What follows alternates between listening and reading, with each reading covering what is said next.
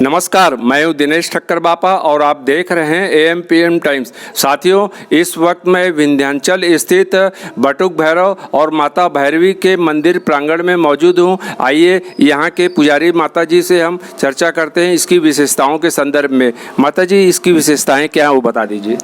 इसकी विशेषताएं ये हैं कि माँ विंध्यवासिनी के दर्शन के लिए जो आता है वो माँ के दर्शन के बाद यहाँ उनके मुनीम दीवान जो बटुक भैरव हैं उनका दर्शन प्रमुख और अनिवार्य कहा गया है।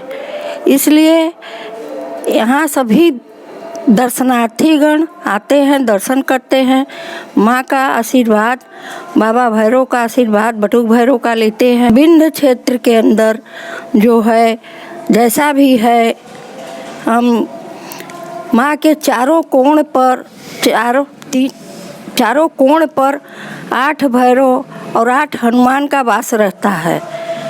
और नीचे माता विंध्यवासिनी के नीचे माँ गंगा नदी स्नान होता है। उसके बाद यहाँ दर्शन के बाद त्रिकोण क्षेत्र में जो है बनवा हनुमान जी पड़ते हैं। उसके बाद माँ काली खोह वाली का दर्शन पड़ता है। उनके बाद उनके पीछे भी उनके भूत भैरव रहते हैं।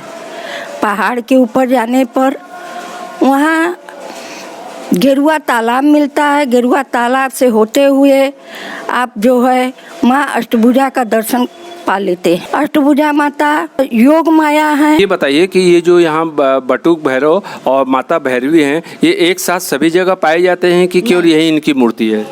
बटुक भैरव माता और बटुक भैरव ये माँ के पास ही रहते हैं। ये यहाँ से और कहीं किसी क्षेत्र या किसी जिले या कहीं भी नहीं मिलते। दुर्गा सरस्वती में सब कुछ यहाँ का वर्णन दिया गया है। बहुत बहुत धन्यवाद माता जी। उत्तर प्रदेश के विंध्याचल धाम स्थित इस बटुक भैरव मंदिर के संदर्भ में ऐसी मान्यता है कि यहाँ जो भी भक्त श्रद्धालु दर्शनार्थ आते हैं उनकी समस्त मनोकामनाएं अवश्य पूरी होती हैं। बटुक भैरव और भैरवी माता के दर्शन के उपरांत श्रद्धालु भक्त यहाँ दीप प्रज्वलित कर अपने और अपने परिवार के जीवन को भी प्रकाशमान करने की इच्छा व्यक्त करते हैं। बटुक भैरव को विंध्याचल का कोतवाल भी कहा गया है। इसी तरह विंध्याचल से 1 किलोमीटर पूर्व की ओर स्थित लाल भैरव मंदिर की भी ख्याति है। यहाँ लाल भैरव की विशाल प्रतिमा है।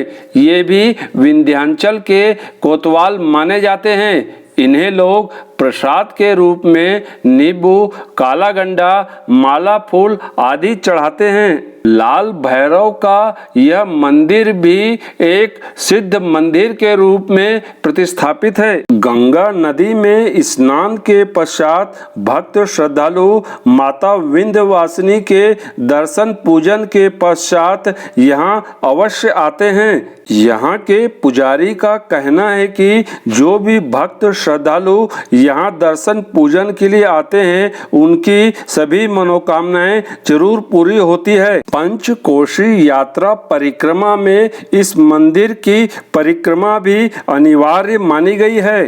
त्रिकोण परिक्रमा करने वाले भक्त भी यहाँ अवश्य आते हैं। लाल भैरव के दर्शन पूजन के बाद ही विंध्याचल धाम की यात्रा संपूर्ण मानी जाती है। इस मंदिर में शिवजी और शिवलिंग की पूजा अर्चना का भी विधान है। यह वीडियो देखने के लिए आप सभी को धन्यवाद।